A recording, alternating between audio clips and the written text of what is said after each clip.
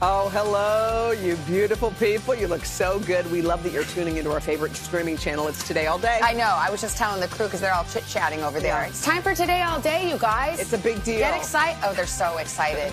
We're halfway through the week. Yep. We're here in the studio. You're watching our digital show. Did you know that? Today in 30, and we've got another packed half hour for you. All right, first we're going to start off with a report from Richard Engel in Afghanistan. He's got the very latest on that scramble to get Americans and American allies out of that country. And then just weeks before her liftoff, we talked to a member of the first all-civilian space mission, Haley Arsenault. She conquered cancer at a young age. Well, she's getting ready to make history. Plus, wait until you see what happened when a few of us took over a kid's summer camp, thankfully just for one day. And it's Wednesday, so in the fourth hour, it's Trends Day Wednesday. Trends Day Wednesday. We're going to break down all the hot topics for you. So let's hit play because it's time for... Do you remember when it was Wines Day Wednesday? Yeah, I liked Wines Day. I missed the wine. All right. Okay. Today in 30. Today in 30. We'll start in Kabul with NBC's Richard Engel. Richard, good morning. Good morning, Savannah. A surprising admission from the Taliban, one of their top leaders, just today telling NBC News that even they were surprised that Kabul fell so quickly, that they didn't have the resources in place to take the city, but they took the city nonetheless. And here, from this very base, the evacuation of Americans and American contractors and foreign contractors is now moving along very quickly. We made it onto the military side of Kabul airport, the last place in Afghanistan where the American flag still flies. Here is where the United States is overseeing an elaborate evacuation from the country. This has become effectively the last U.S. military base in Afghanistan, the last presence of American troops in this country after 20 years. And they're only focused on one thing, wrapping it up. The evacuation is mostly focused on airlifting Americans and other foreign nationals, and Afghans who managed to obtain visas and who are happy to leave. Peace. 2 days ago, it looked very different here. This side of the airport was overwhelmed when thousands of Afghans stormed the runways, cramming onto commercial planes, which got so full, pilots wouldn't take off. They scrambled to board American military transport jets, clinging on as they taxied for takeoff. Afghan media report several people have fallen to their deaths as they tried to hold on to aircraft in flight. I spoke to a group of Afghans who all worked on this base for years, earning around $500 a month to be cleaners and cooks. Not one has obtained a visa. And what would happen to you or you if you go back home? Are you worried for your safety? Absolutely. You know, before a few days now, Taliban searching the homes. If you go outside, of course they will kill us. What bothers them isn't just the lack of action, but the lack of concern. This is the first time that somebody asked about our lives. Nobody before come to ask what's your problem, what your family have been dangerous or no. Nobody. So this us? Yeah, this talking to you. This is the first time. We told some Americans, please give me the recommendation letter. So they say, oh no, sorry. Just outside the airport, there are still many Afghans pushing to get in, including many women, begging to get out of the country so they don't have to live under the Taliban. As overnight, Afghanistan's new presumptive leader arrived in Kandahar, driving through the Islamist stronghold in a protected convoy. The Taliban, now in charge, are promising to protect human rights, including for women. But do they mean it? When a reporter from Vice News asked Taliban fighters their opinion on women in politics, the idea seemed laughable. And just this morning, a State Department official met with the workers on this base, the Afghan local nationals, and told them that they are going to work on bringing their families onto this base and getting both them and their families out of the country. Savannah? Richard, you've obviously covered this country for many, many years. What has this latest crisis been like on the ground? How are people there in Afghanistan reacting to the beginning of Taliban rule? So most people are afraid. Some people are trying to leave their homes. Most are just staying inside. But we are seeing for the first time a bit of resistance, perhaps the Taliban showing their true colors. There's been yesterday a very small demonstration of some very brave Afghan women demanding their rights. And then earlier today, some Afghans in the city of Jalalabad brought out the old Afghan flag, and they were saying, this is our flag, and we support it. We don't want the white Taliban flag. But according to witnesses, as they were holding that small demonstration, the Taliban drove by in a vehicle, opened fire on the demonstrators, and according to witnesses, killed at least 3 of those demonstrators. Wow. Just speaks to their courage, Richard. Thank you very much. We want to turn now to Dr. Richard Besser, the former acting director of the CDC, now president of the Robert Wood Johnson Foundation. Doctor, good morning. Good to see you. Good to see you, Savannah. So the CDC is expected to present its case for a 3rd booster shot. What, in your mind, is driving this concern that the protection from these vaccines, the Pfizer and the Moderna, wanes over time? You know, Savannah, I think there's probably 2 things we're going to hear about. One is the most dire concern, and that would be if they're starting to see an increased risk of severe infection, hospitalization, or death. In Israel, as Dr. Collins was saying over the weekend, they are seeing an increased risk of severe infection. And that was what CDC has been watching for the most.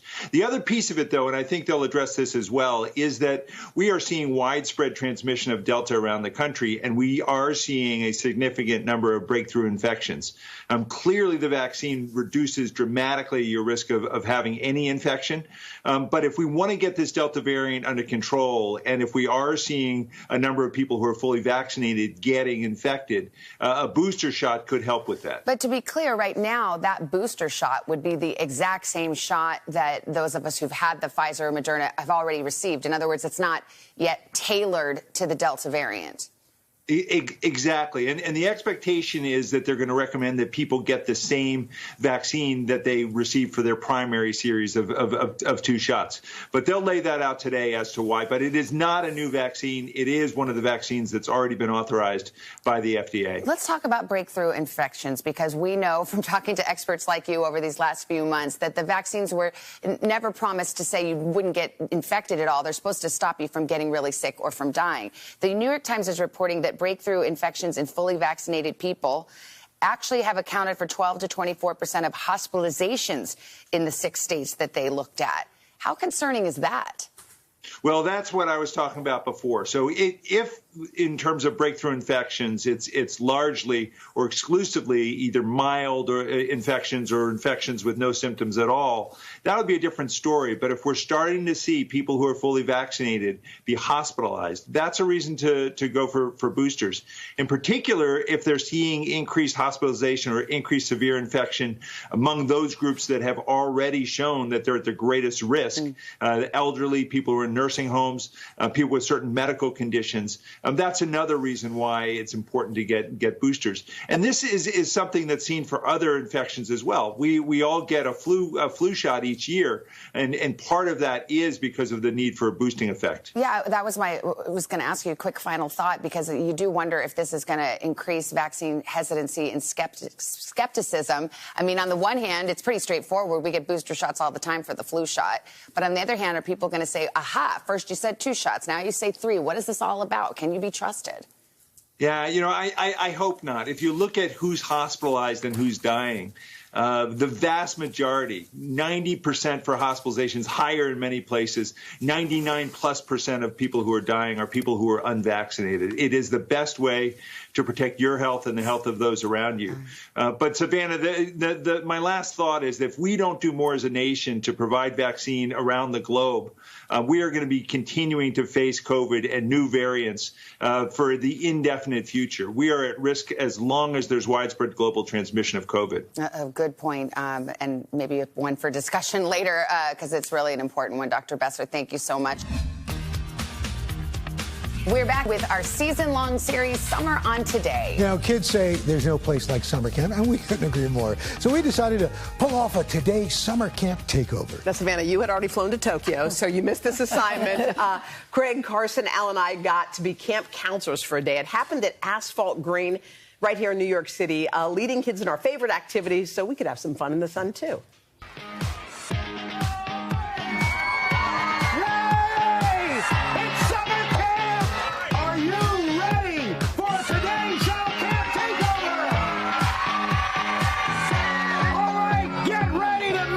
Your new camp counselors, here they come!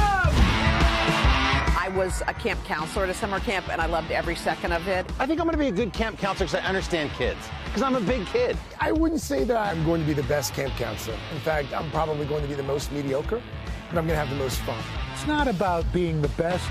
It's about making sure you're doing it for the kids. That said, I'm the best because I'm the loudest. All right, let's get started!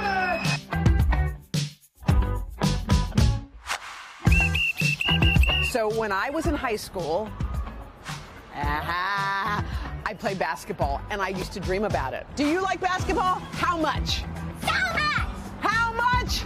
So much! I want my kids to be loud. I want them to be the loudest at camp because, of course, the kids at Camp Hoda are going to have the most fun. Basketball! Oh, you guys know how to dribble? You guys got skills. Nice. Yes, off the backboard. Game on, baby. All the way. Dribble, dribble, pass it down. Up, the blue team stole it. Uh-oh, it's a race to the basket. Red team's got it. No pushing. Okay, you got to bounce it. He's going up for it. Oh! Okay, let him shoot. Yeah. The blue team has one and the red team has one. And this is where the game is ending, and I'll tell you why. What's the most important part?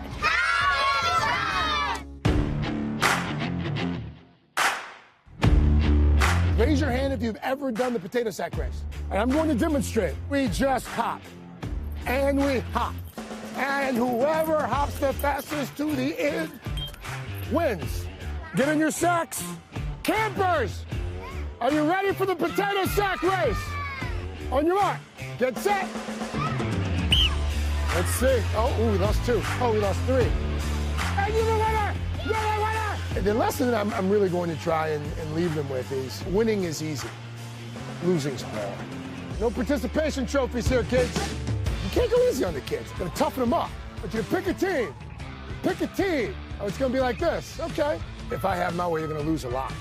Nothing builds up a child like tearing them down. Tug of war. Oh, these kids are strong.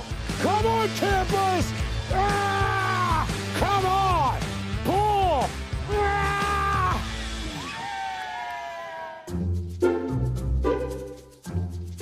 Welcome to Science Lab. Give yourself a round of applause. Come on, kids. I love science. Science was my favorite subject in school because it was so fun. We're going to make elephant toothpaste. Safety first, right, kids? Do you have goggles? Do we have goggles? Step 1, we're going to take our hydrogen peroxide and we're going to pour it in this cylinder here. We're going to make our elephant toothpaste blue today. Should I put more in? You want more blue? Yeah! Come on, I can't hear you. Yeah!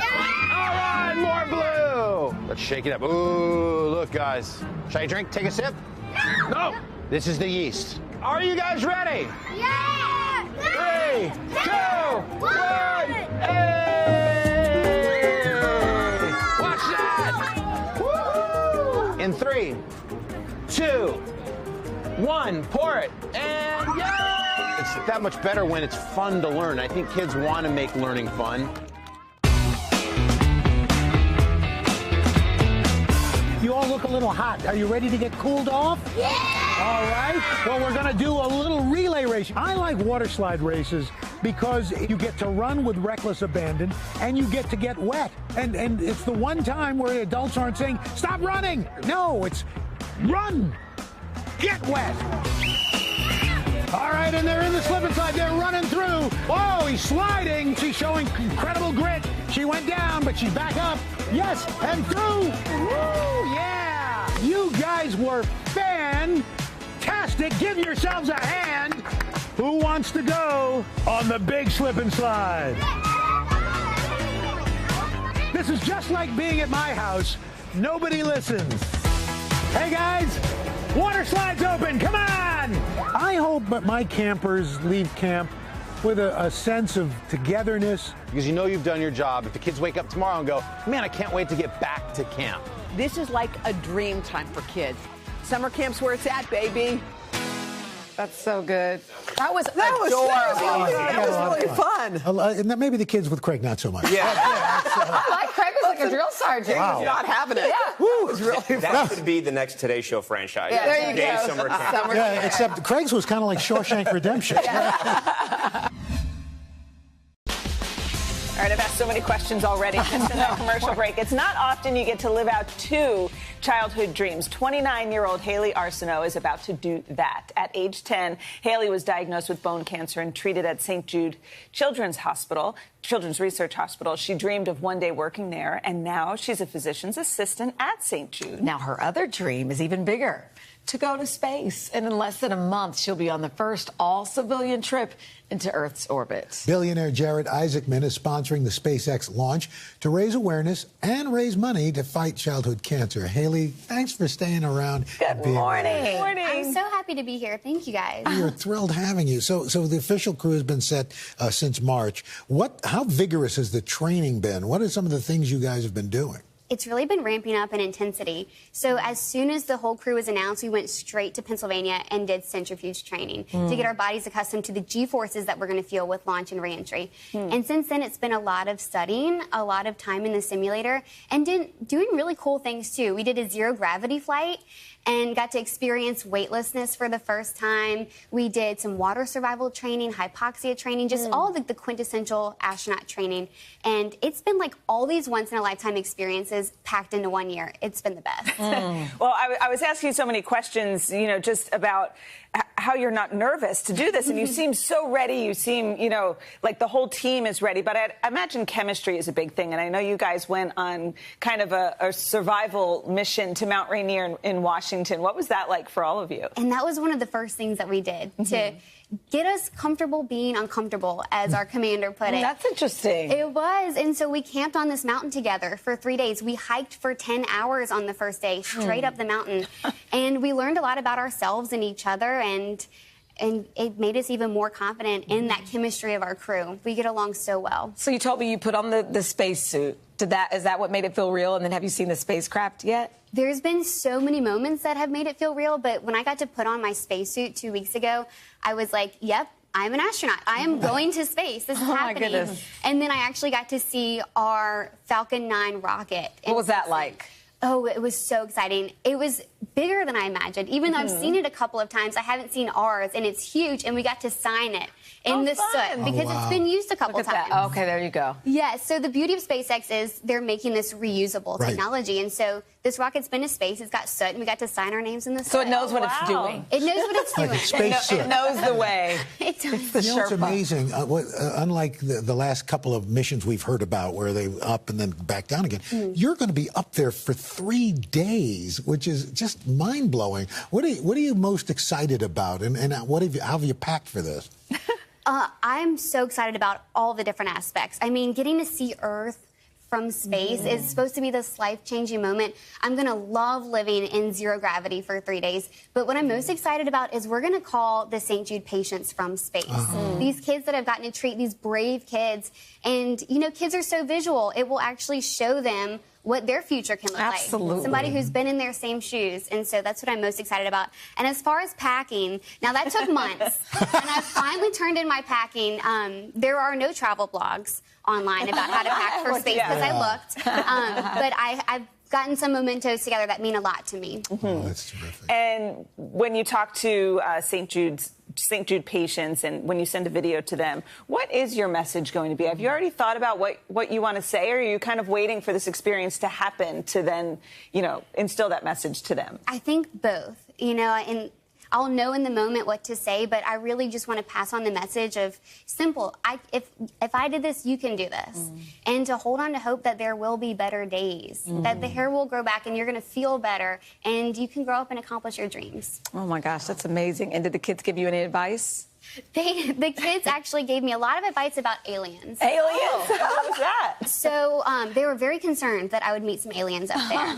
And one of them said, if there's an alien that gets in our spacecraft, that we'll go home, I'll put a sign on my pantry that says, aliens eat here. And then the aliens will go in there and I can lock them in the door and there you go, boom. Take care of it. That's a really good idea. I was Very like, you thought about that.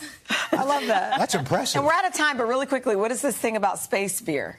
So we're flying some hops to space. You really are? Hops. And we're going to later auction them for St. Jude. And so anyone can drink beer that's flown in space. But we're doing so many things to raise our $200 million for St. Jude. I want to invite everyone to go to stjude.org/inspiration4. They will do that. Love it. All right, Haley, thank you so much. And hopefully you'll be bringing beer that's out of this world back. But that's good. Welcome, everybody, to Day in 30 on Today All Day. We are back, Trends Day Wednesday. We're talking about J-Lo. She just scrubbed A-Rod right off her Instagram. Find out if he did the same. Tune in.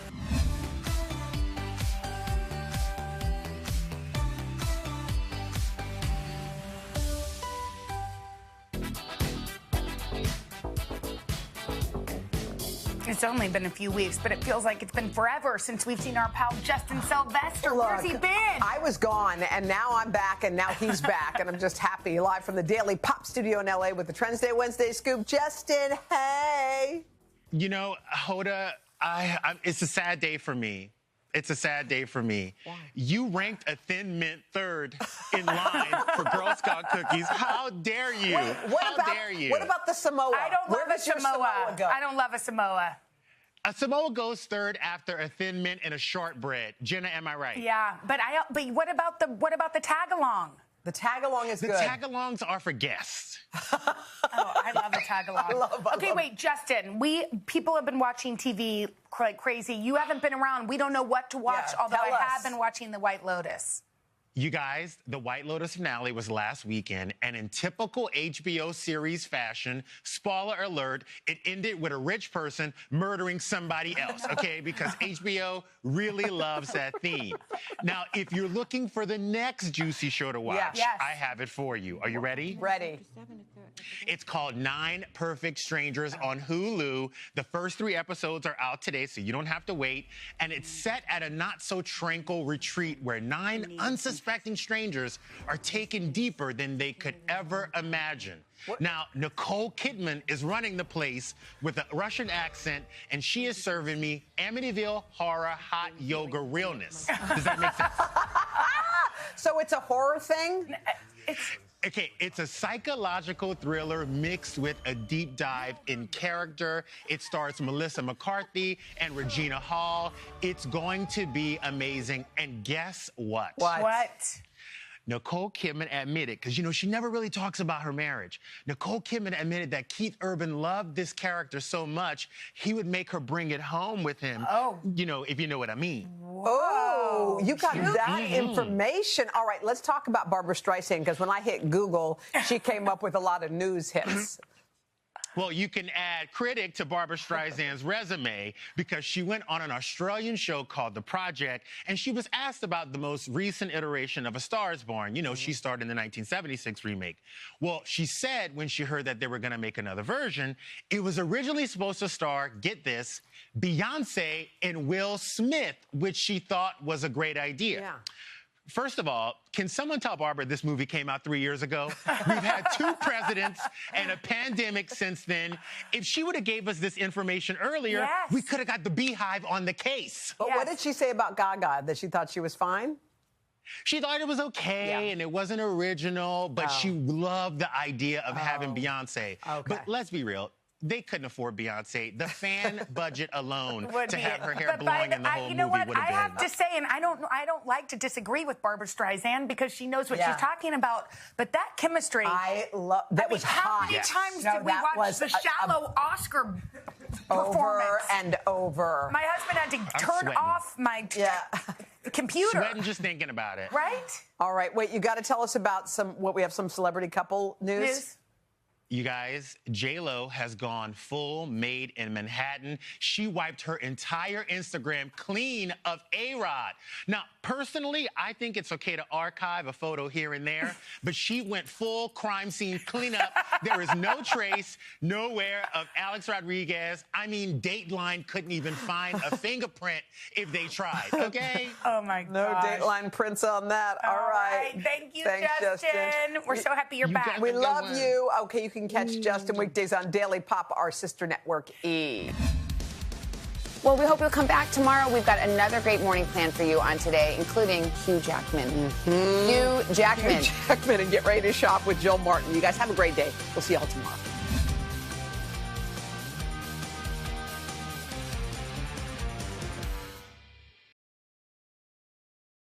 Hey, thanks for watching our YouTube channel. Find your favorite recipes, celebrity interviews, uplifting stories, shop our favorite deals, and so much more with the Today app. Download it now.